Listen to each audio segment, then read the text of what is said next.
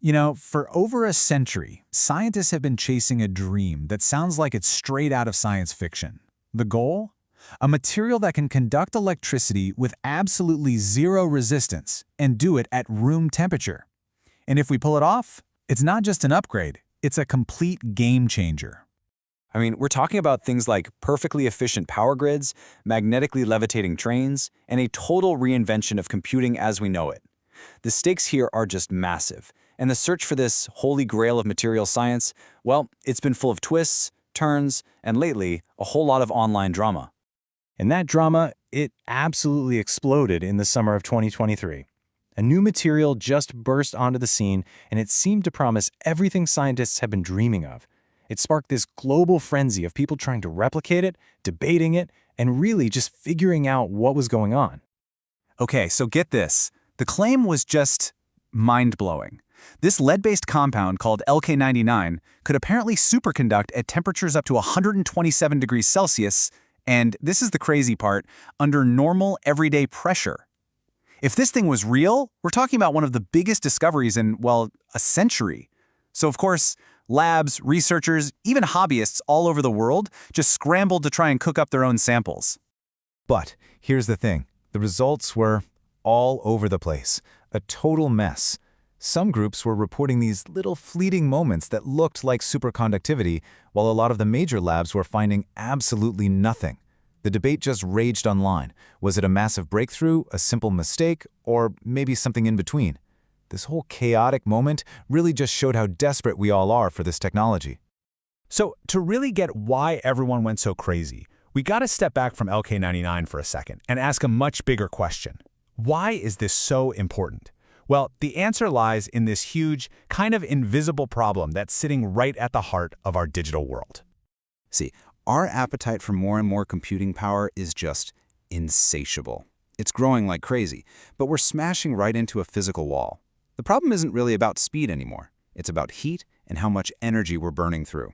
We're facing a power wall. And this number right here, it really puts the scale of this problem into perspective.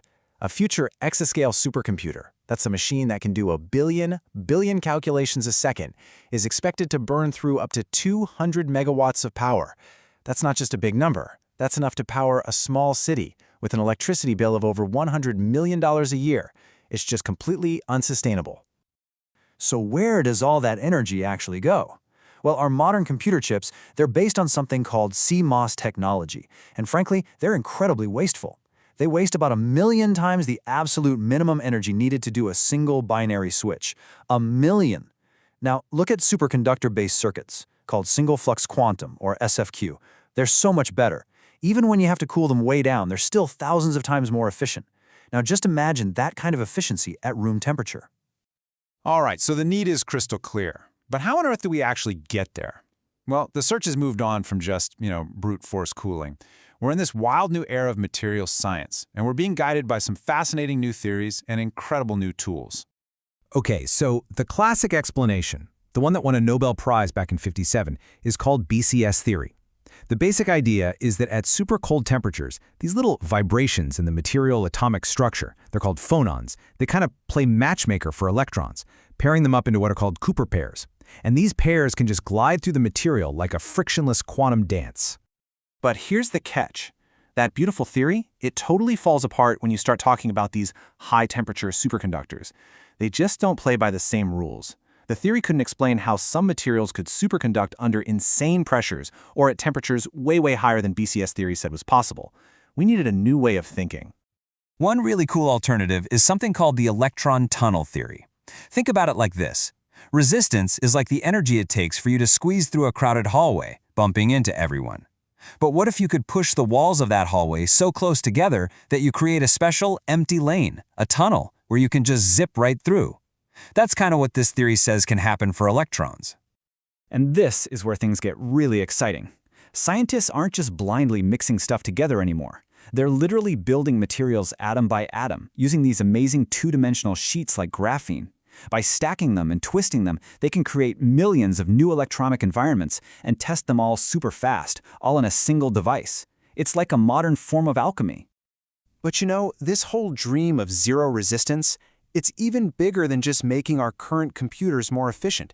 It's about building an entirely different, a completely new kind of computer, one that runs on the bizarre rules of quantum mechanics. Quantum computers could be unbelievably powerful, right? But the building blocks, these things called qubits, are just impossibly delicate. The tiniest little disturbance, a bit of heat, a stray magnetic field, can just completely wreck a calculation. So the main challenge is just keeping these things stable and coherent long enough to do something useful.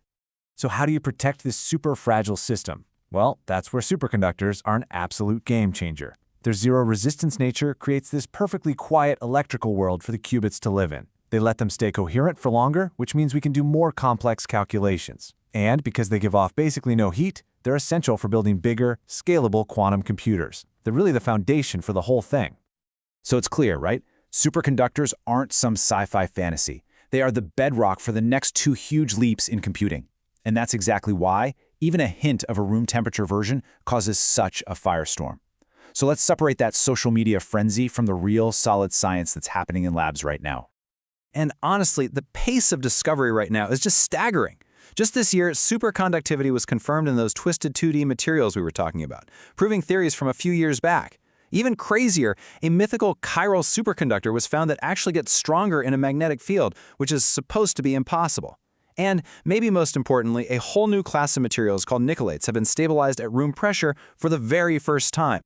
And that last one, the nickelates, is a huge deal. As Harold Hang from Stanford points out, this basically means we can now study these super promising materials without needing to crush them under insane diamond-shattering pressures.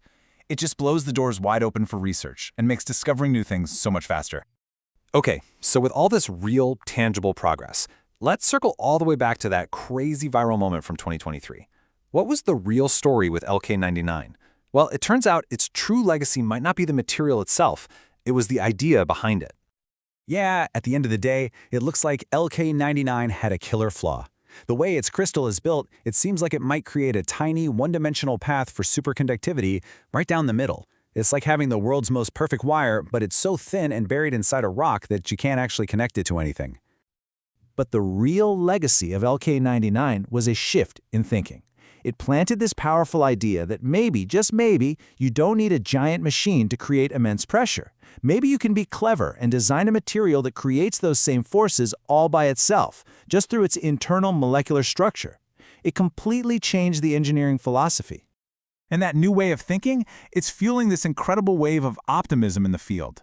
I love this quote from physicist Matthew Yankowitz. He says it's starting to feel like the potential for superconductivity is just everywhere, hiding in plain sight, just waiting for us to find the right combination of atoms to unlock it.